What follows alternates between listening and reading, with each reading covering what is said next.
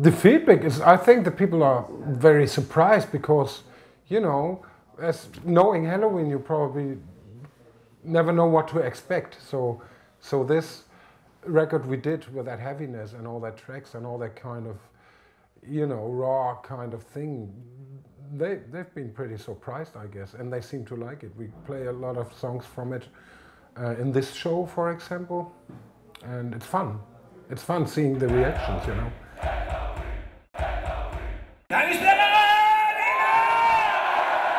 I think playing a small club, it's very, very charming because you can look the people directly into the eyes and they react immediately with each note you're giving them, you know, and you can see the reactions when you look directly into their eyes. This is not kind of possible if the stage is far away from the audience on a real big festival when there's like 60,000 or 70,000 people at Wacken, for example. But this has a different kind of charm, you know. You see that big bunch of people all moving, you know, up to the front desk where they do the sound. They wave you hello and stuff, which is another thing that gets you goosebumps, you know. I'm living in a world of fantasy. Reality ain't good enough for me, and all that I can feel is nothing but sobriety. If you're scared to do something, you shouldn't be working in this business, you know. You always got to do what you feel like is right for the band or something without being scared. You got to take a risk. You have to take a risk always, because you cannot do something expecting 100% of the people liking it, you know. You have to expect some of the people hating it, some of the people liking it, but then you cannot try to satisfy 100% of the people. And that, in my opinion, is don't shit in your pants if you do something. If you really like it, just do it. If others don't like it, you know, then I don't care. Then go home, listen to something else. But, you know, that is 100% being with a product you just did. The smile of the sun was stolen, someone has taken away the heart of all day. Greece, well, in my mind, is always like coming to Greek as a band, and then having all these crazy people, having all this long-haired, dark-haired people, you know, really willing to go into a rock show, to be like right on the track, to be like with us partying, you know.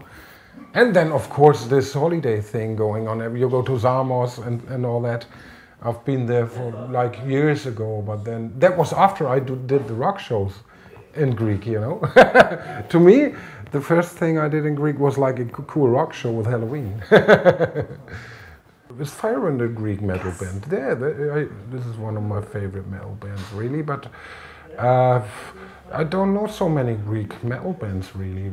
Tell me some of them.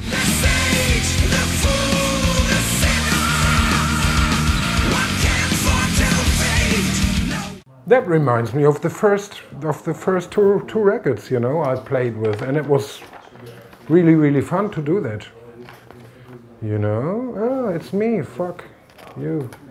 There you go. It's the whole story in one book, isn't it? With some more pictures of the funny little guy. I like it, I love it.